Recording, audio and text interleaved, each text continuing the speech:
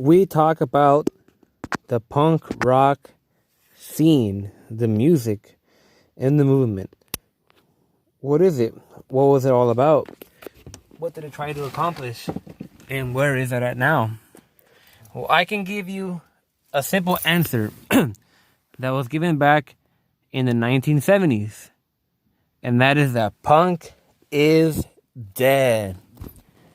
Punk was a counterculture movement. It was a rebellion against the government, against normality, against the capitalist establishment, against profit over humans.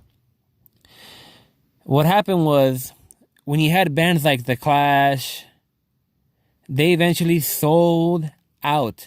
They stopped being about the revolution and they started being about making money.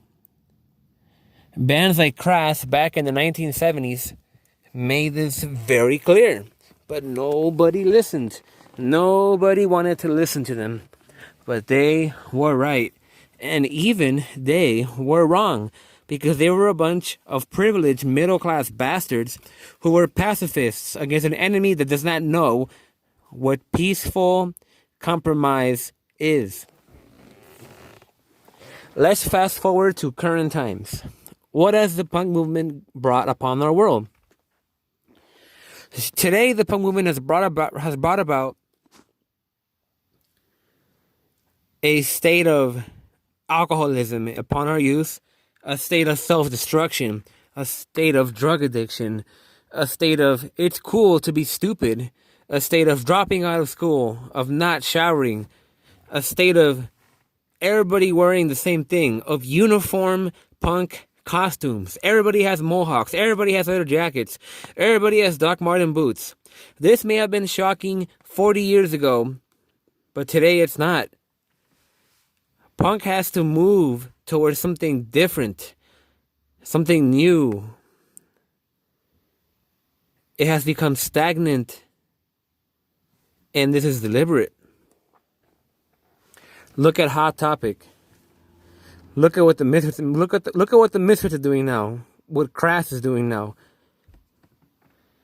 Look at what the Casualties are doing. What relevance do the Casualties have in regards to the punk movement? Nothing at all.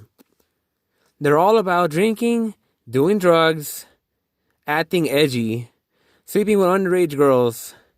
They don't bring anything positive to the movement. Punk, as Crass said, died way back in the late 70s.